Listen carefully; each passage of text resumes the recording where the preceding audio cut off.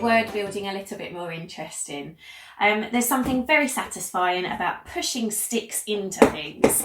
So for this, your children are going to be pushing toothpicks with little flags with letters on the end to build some words.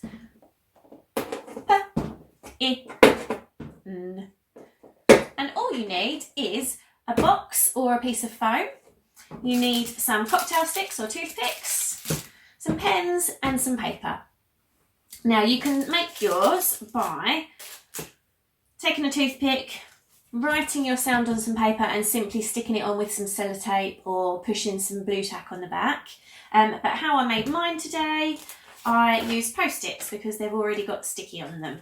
So cut off the part of your sticky note that's not sticky. I'm going to put that to one side because I'm sure my daughter will do some mark making on that later. Cut it in half because it's going to be a little bit too big otherwise. And then get your toothpick, lay it across the middle, bend it over, and when you push the two sticky sides together, you've got your little flag. Then you can write your sound on your flag.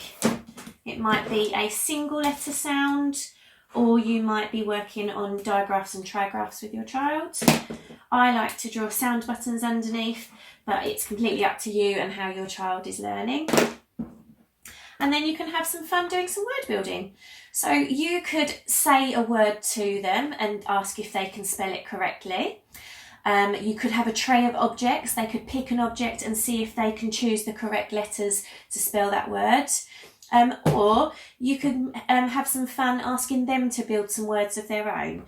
So I like to do my vowels a different colour, for example. So you may give them the middle vowel sound and then some other consonant letters, and ask them if they can choose the consonants and put them either side to make a CVC word, a consonant vowel consonant word.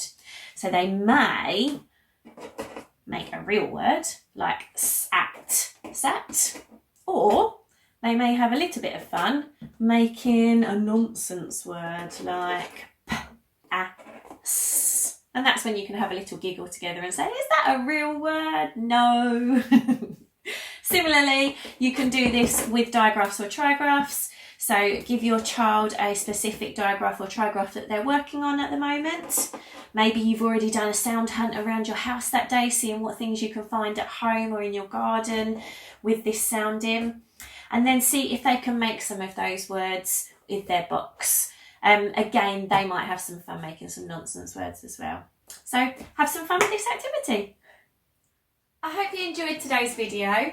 Click on the thumbs up if you did, and don't forget to subscribe and click on the bell so that you can be notified when new videos are posted. If you're interested in longer classes, please visit my website, and also you can follow me on Instagram to see regular stories and more activity ideas that you can do at home.